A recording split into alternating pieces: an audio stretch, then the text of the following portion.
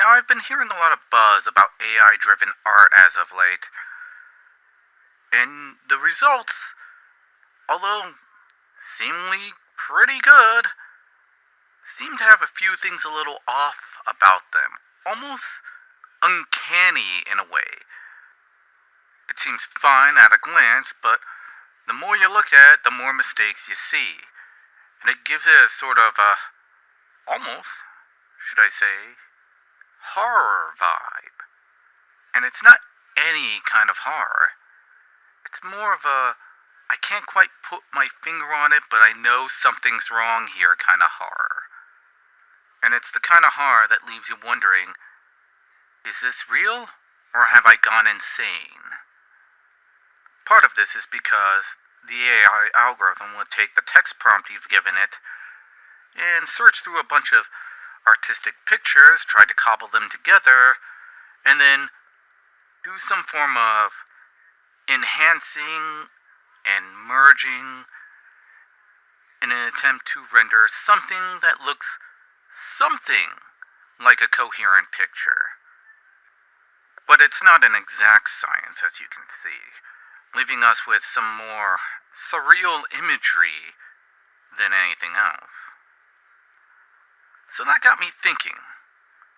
As a Lovecraft fan, Weird Tales fan, and cosmic horror fan, why not take some of the surreal and indescribable creatures of Lovecraftian fiction and run them through an AI art generator and see what they come up with? After all, we've already seen what actual artists think of these indescribable monstrosities in accordance to what little description they could ever glean from the writings. So let's see what an AI thinks of these descriptions. So let's head on into AI-generated Miskatonic University and see what we could find out in their library.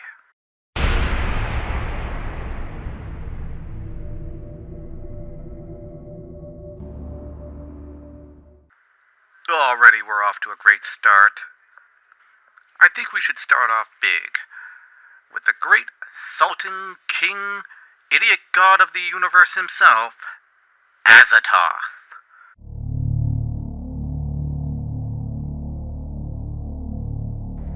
Outside the ordered universe is that amorphous blight of nethermost confusion, which blasphemes and bubbles at the center of all infinity. The boundless daemon Sultanate Azathoth, whose name no lips dare speak aloud, and who gnaws hungrily in inconceivable, unlighted chambers beyond time and space, amidst the muffled, maddening beating of vile drums and the thin, monstrous whine of accursed flutes. Already this looks promising. In fact, this is kind of a good reimagining of what Azathoth would look like as this swirling mass of chaos with the universe seemingly depicted inside of him instead of outside of him, despite the fact that he is supposed to be at the center of the universe. It almost hammers home the idea that the universe is really just a dream within Azathoth's mind, and he seems to be oblivious as to the fact that he has a universe in his own mind, hence the whole blind idiot god moniker. Or it could be that we are seeing a massively zoomed out image of the collection of all the lesser gods swirling around him. I ran the description through again and I ended up with more of a golden globe effect as a depiction of Azathoth. I'm not sure which one is supposed to be him. Maybe it's the large globe or maybe it's the smaller globe. Who knows? But it's all abstract and kind of depicts the whole Sultan motif of Azathoth. But who could comprehend the incomprehensible anyways? So let's move on to another description.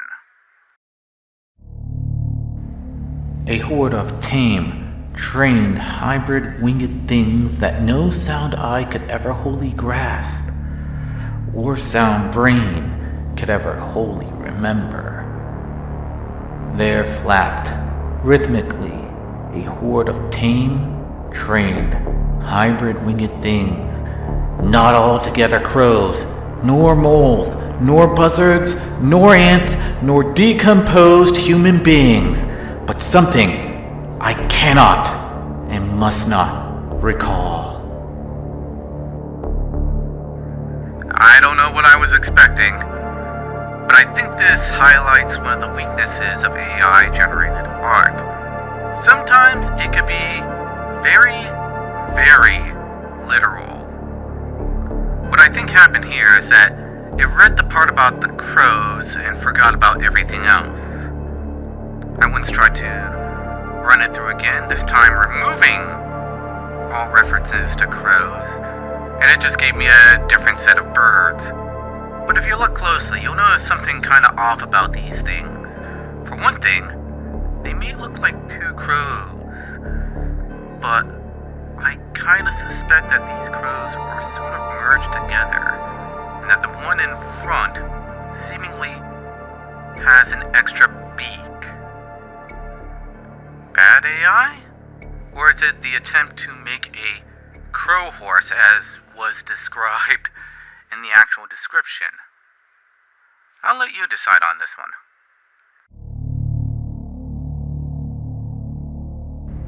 He described a sort of pool with a margin of mud that was marred with obscene offal, and in the pool a grayish, horrid mass that nearly choked it from rim to rim. Here, it seemed, was the ultimate source of all miscreation and abomination.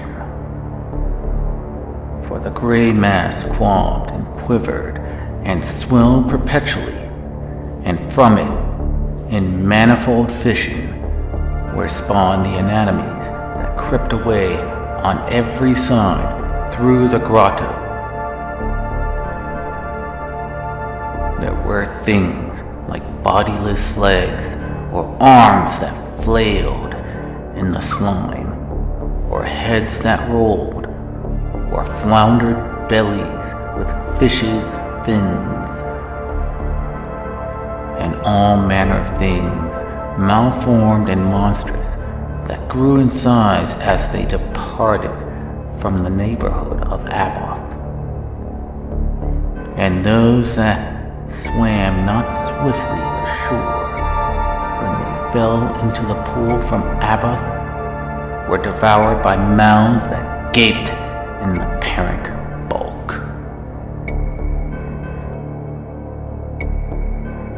This one I had to run through several times because it kept giving me generic pools. Although to be fair, this one does involve a strange gray mass within the pool. And looking off on the distant stone bricks, I can almost see a human shape in there.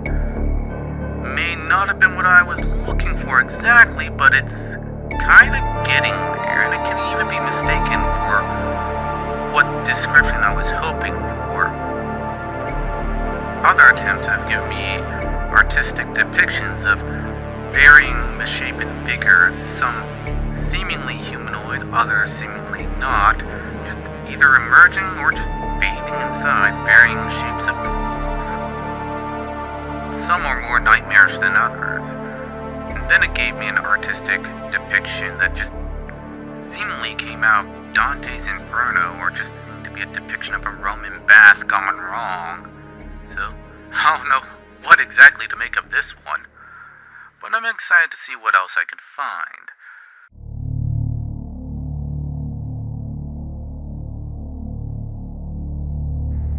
Here was done the very secret and ancient rite and detestation of Berkug, the water lizard. And here rested the altar of chrysolite, which bore the doom scrawl of Terran-ish.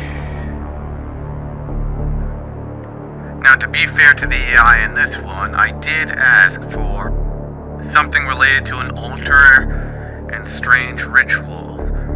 So, no water lizard here, guys, unless you count the one where it seems like there is a half-wizard, half-lizard thing, or a wizard with a lizard tail in front of an altar with a staff, so seems like a Lovecraftian monster right there. Other depictions involve varying forms of occult activities, like this one that involves two figures, one wearing green robe and the other one wearing a mixture of blue or blood-colored robes, and either a pumpkin for a head or just strangely orange hair. The green figure is holding a goblet, I guess part of a ritual of some kind. And they're both standing what seems to be in front of a gateway of some kind. One with a very thin or small slit to it. Honestly, I could see this being painted on a wall somewhere in a Call of Cthulhu video game, so this could be useful for something. As would this one. Another similar vein of showing an artistic depiction of an occult ritual that just could be framed and put on a wall inside a very crazed cultist. The sheer fact that the faces of the cultists are very messed up kind of gives the impression that they may not be entirely human, even though they seemed human-shaped.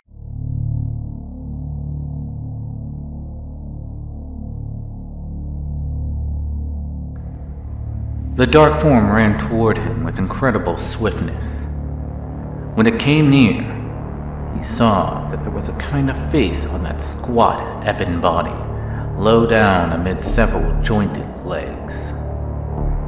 The face peered up with a weird expression of inquiry, and terror crawled through the veins of the bold huntsman as he met the small, crafty eyes that were circled about with hair. Now, what amazed me about this next series of artistic depictions, albeit AI artistic depictions, is how consistent they are.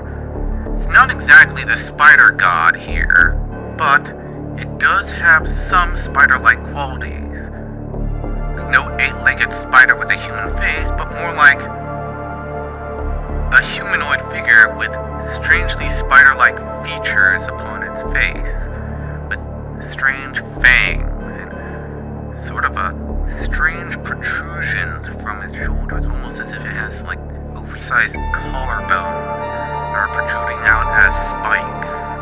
The creature itself looks more demonic than spider-like in some cases, oftentimes showing glowing eyes and fangs, thus emphasizing the horror that the hunter must have felt at encountering such a thing. And then it gave me what looks like a glorified magic card, and I just burst out laughing. Like I said, it's not an exact science. But hey, props for effort on this one. If you can credit an AI algorithm for effort.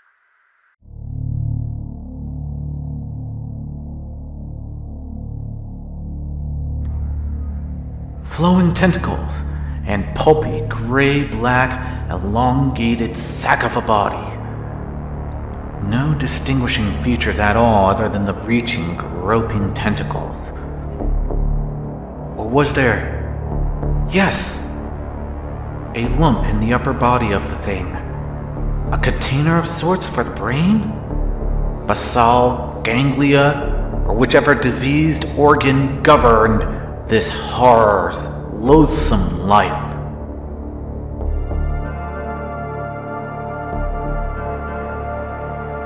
I got nothing. I don't know how the AI took the description of the Citonian and came up with what looks like somebody's ass being shoved in my face while I'm watching their back, and apparently holding some kind of dead creature on his arm, while chains or braids are flailing about, or entrails. I don't even know what I'm looking at here. Which which is, well, keeping into the theme of the Lovecraftian horrors, because how many Lovecraftian protagonists have that reaction? I don't know what I'm looking at. So, can't say it's out of style.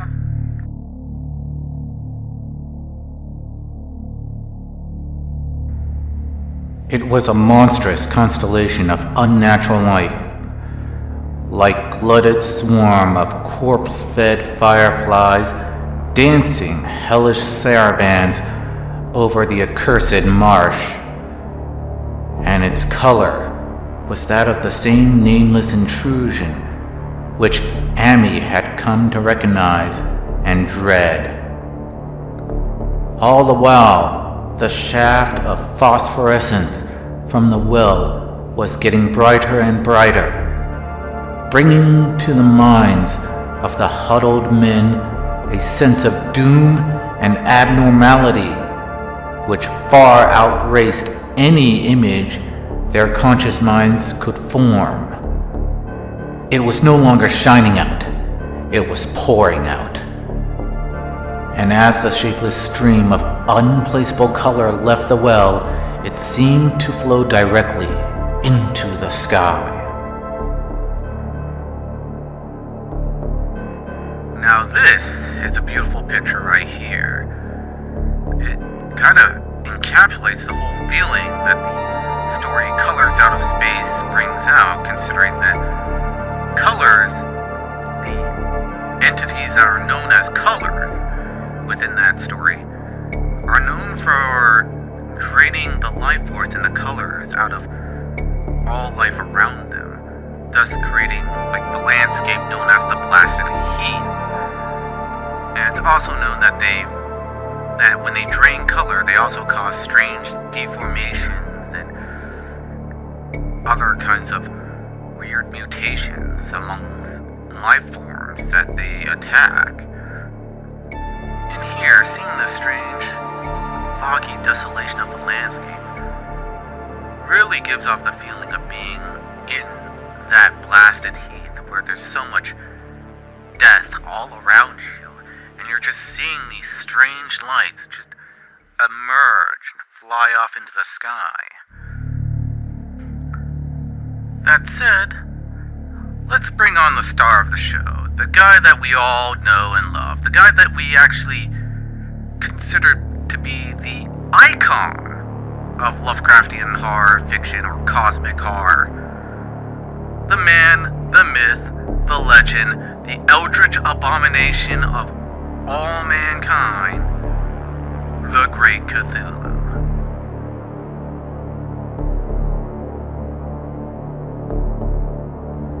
A mountain walked or stumbled. God, what wonder that across the earth a great architect went mad, and poor Wilcox raved with a fever in that telepathic instant? The thing of idols, the green, sticky spawn of the stars, had awakened to claim his own. The stars were right again, and what an age-old cult had failed to do by design, a band of innocent sailors had done by accident. After vigintillions of years, Great Cthulhu was loose again, and ravening for delight.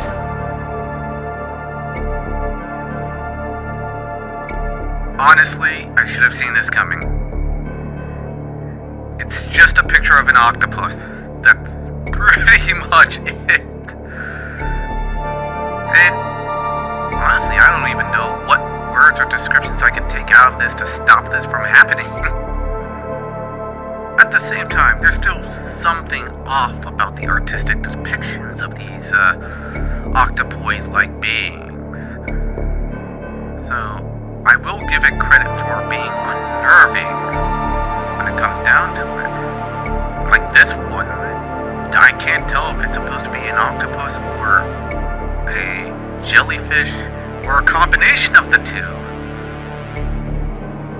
I think putting all these cosmic horror descriptions to an AI art generator has caused us to create even more cosmic horrors. And for a horror fan like me, that's never a bad thing. But these aren't the only Lovecraftian monsters I ran through the AI art generation. There's going to be more to come, guys. Rest assured, this is just the beginning. This is Abdul Al-Scarfi, the mad YouTuber. And remember, there are some things you cannot truly behold.